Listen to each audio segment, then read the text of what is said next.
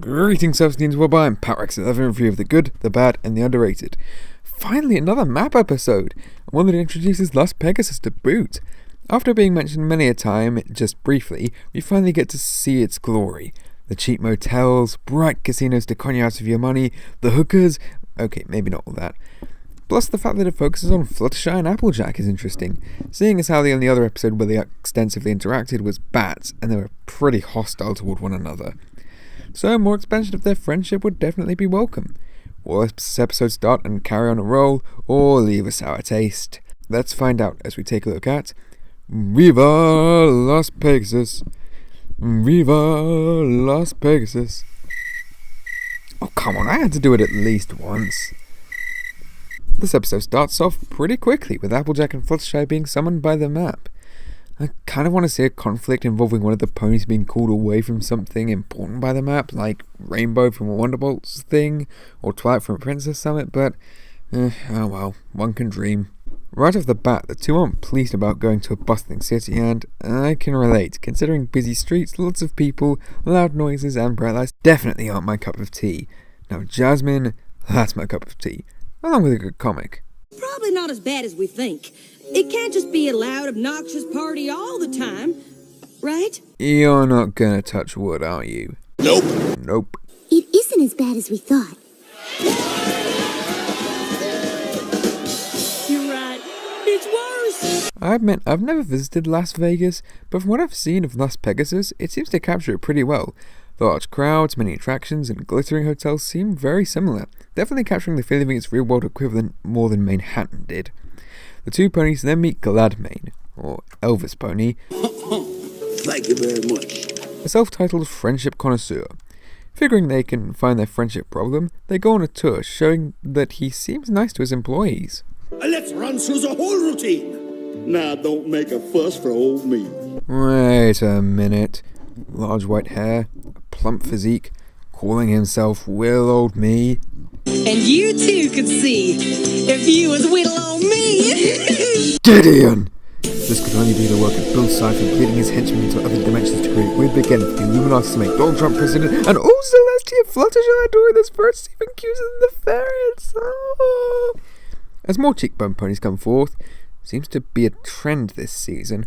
The two can't find a problem until Flim and Flam. Okay, I don't hate these two, but I just find them very uninteresting. They're in what was easily M.A. Larson's weakest episode, but started out okay, having a fun song, and the moral grey area in the conflict of creating good cider more efficiently than the apples was interesting. But when they lost that ambiguity at the end by making bad cider, and then in Leap of Faith, they lost all interest for me. Although seeing them bickering was interesting, and a good setup for a conflict with Applejack. Fluttershy trying to mitigate her stubbornness is an interesting dynamic, although she quickly runs off, but Best Pony isn't put off. Travel all the way from Ponyville to try to get me to reconcile with my no-account brother. Brother? I don't believe I have one of those. You know I have 3 siblings in real life. I could just bicker with them instead of looking at this squabble to enjoy one.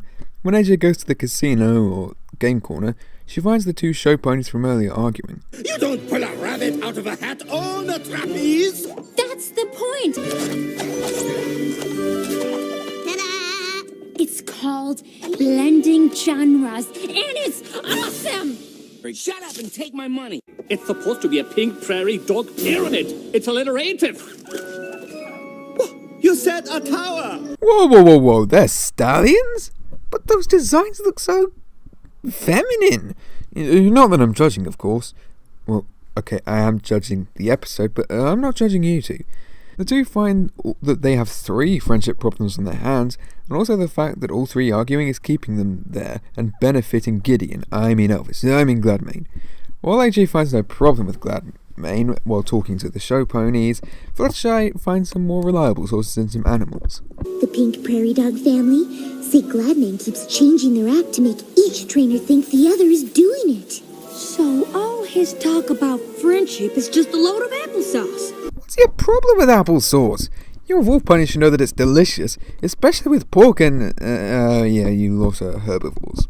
Gee, if only there was a pony who knew how to trick a trickster.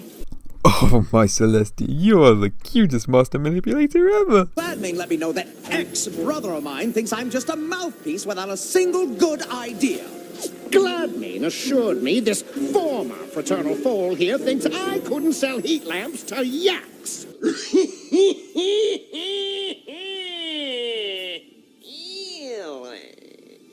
If you're a friend of mine, you're entitled to a free night stay. And every pony here is a friend of mine. Thank you. Thank you very much. And remember, Big Gladmane is watching you. So with Fluttershy disguised as a rich pony, sorry, it's pretty obvious, Flim manipulates Gladmane. A pretty fun moment showing the two are more than just lucky buffoons and actually are very good at conning. The grand plan. Every hotel on this strip is amazing as this one, and every one of them mine. And all it'll take is a little sales pony ship. First I'll rule all the resorts in Las Pegasus, then all of Equestria. In another meeting with Impossibly Rich, it looks like he's going to spill, until he realises there's still 4 minutes to fill and reveals best pony. Applejack and Fluttershy go in for another meeting with Gideon, and he mocks the value of friendship. If only his genre savviness were as good as his people savviness, or pony savviness. But as long as I keep them convinced that I'm their only friend, all of Las Pegasus will be mine. Oh, you can't trick a confession out of a pony like me. I am always one step ahead.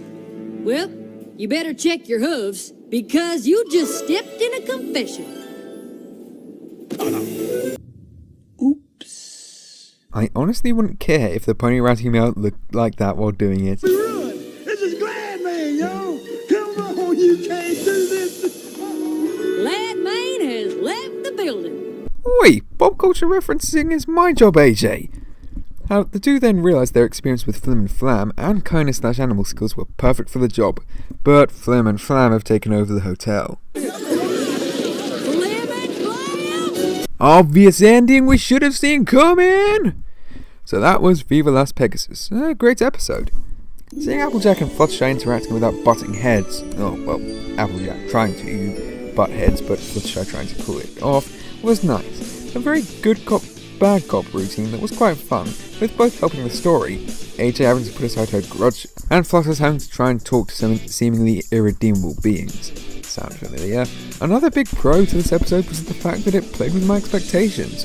Well, I liked episodes like No Second Prances and 28 Pranks Later, and they were both pretty predictable, which took part of the fun out of them.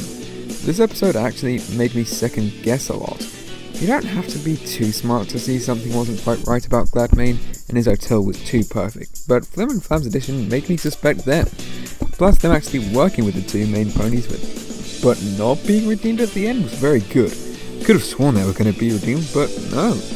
While Gladmane's defeat was sort of predictable, it was still satisfying to see, and Moira's best pony being adorable. So in the end, this episode was very entertaining, and I put my money on it remaining one of my favourite episodes this season.